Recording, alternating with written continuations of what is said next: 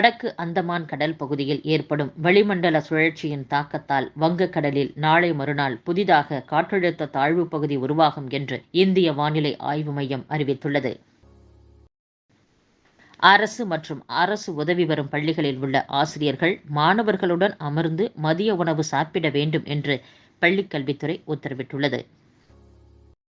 தமிழகத்தில் 3 ஆண்டுகளில் மருந்து உற்பத்தி மற்றும் விநியோகத் துறையில் 50,000 வேலைவாய்ப்புகள் உருவாக்கப்பட்டுள்ளன என மாநில மருந்து உரிமம் வழங்கல் மற்றும் அதிகார கட்டுப்பாட்டாளர் ஸ்ரீதர் பேசியுள்ளார்.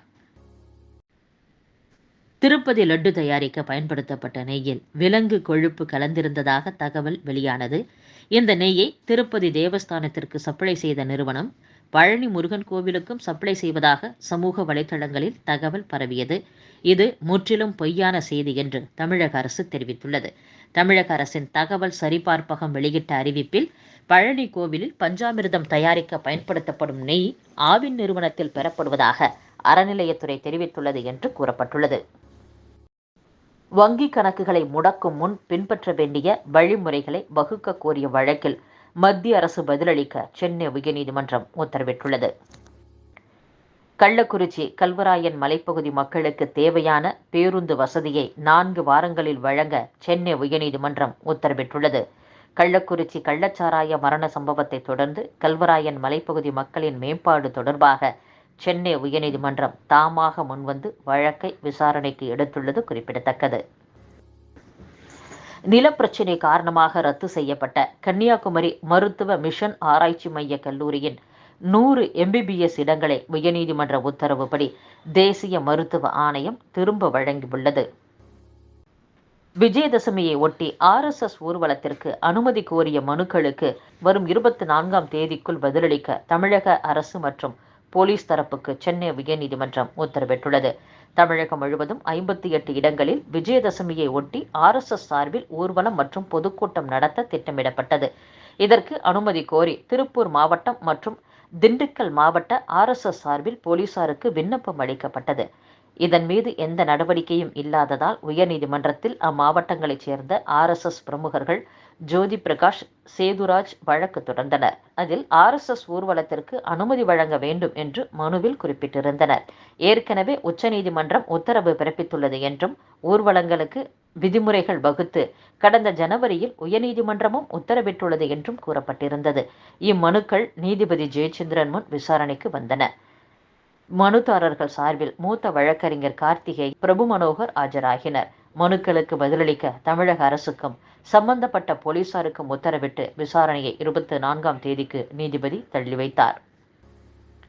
கோவையில் பல்வேறு வழக்குகளில் தொடர்புடைய பிரபல ரவுடி ஆல்வினை போலீசார் துப்பாக்கியால் சுட்டு பிடித்துள்ளனர். சென்னை உயர்நீதிமன்றத்தின் 5 கூடுதல் நீதிபதிகளை நிரந்தர நீதிபதிகளாக நியமிக்க ஜனாதிபதி திரௌபதி முர்மு ஒப்புதல் அளித்துள்ளார். விழுப்புரம் மாவட்டம் விக்கிரவாண்டியில் நடிகர் விஜயின் தமிழக வெற்றி கழக மாநாடு நடத்த ஏற்பாடு செய்யப்பட்டுள்ளது. முதலில் செப்டம்பர் மாதமே மாநாடு நடைபெறும் என கூறப்பட்ட நிலையில் தற்போது மாநாடு தள்ளி போயுள்ளது. அக்டோபர் மாதம் 27ஆம் தேதி மாலை 4 மணி அளவில் விழுப்புரம் மாவட்டம் விக்கிரவாண்டி அருகே உள்ள வி சாலை கிராமத்தில் நடைபெறவுள்ளது என்றும், மாநாடு அக்டோபர் மாதம் 27ஆம் தேதி மாலை 4 மணி அளவில் விழுப்புரம் மாவட்டம் விக்கிரவாண்டி அருகே உள்ள வி சாலை கிராமத்தில் நடைபெற உள்ளதாக நடிகர் விஜய் தெரிவித்துள்ளார்.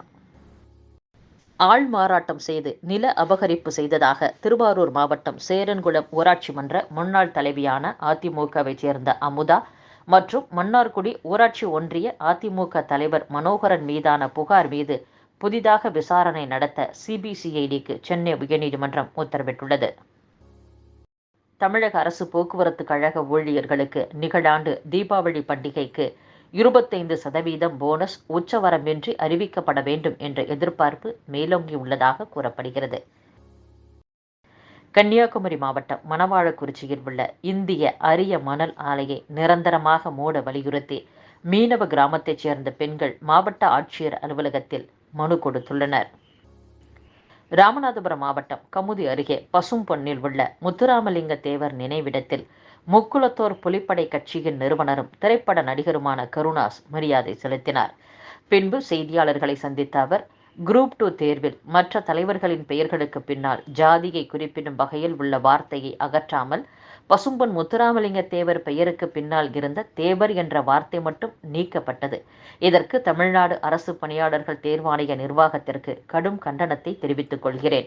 மேலும் அரசு அறிவிப்புகளில் மற்ற தலைவர்களின் பெயர்களுக்கு பின்னால் ஜாதியை குறிப்பிடுவதும், வெளிமாநிலங்களில் இருந்து வரும் மாவட்ட ஆட்சியர் முதல் அதிகாரிகள் வரை தங்களது ஜாதி அடையாளங்களை பெயர்களுக்கு பின்னால் போட்டுக்கொள்வதும் வாடிக்கையாக உள்ளது.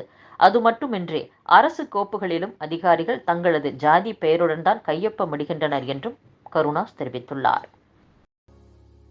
குண்டர் சட்டத்தில் அடைத்ததற்கு எதிராக யூடியூபர் சவுக்கு சங்கர் தரப்பில் தொடரப்பட்ட வழக்கின் விசாரணையை உச்சநீதிமன்றம் ஒத்திவைத்துள்ளது.